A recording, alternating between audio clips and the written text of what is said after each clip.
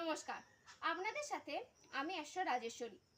আপনি যদি আর্থিক সীমাবদ্ধতার কারণে নানা সমস্যায় জড়িয়ে গিয়ে থাকেন, তাহলে দারিদ্রতা দূর করতে আপনি কি করবেন আপনার রাশি অনুযায়ী সেটি মন দিয়ে শুনুন। আমি এর আগে মেষ রাশি সম্পর্কে আলোচনা করেছিলাম। আজ বৃষ রাশি সম্পর্কে বলবো।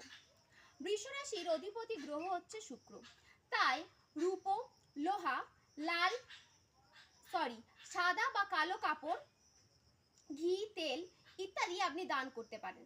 এতে আপনার আর্থিক সমৃদ্ধিও হবে এবং শুক্রদেবের আশীর্বাদও পাবেন। তবে মনে রাখবেন, কখনোই জমি, প্রবাল, লাল ফুল বা লাল কাপড়, কস্তুরি, জাফরান ইত্যাদি দান করবেন না।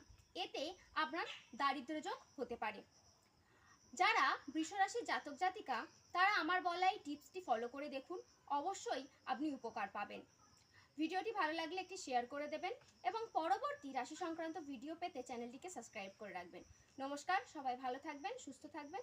ওম নমঃ শিবায়।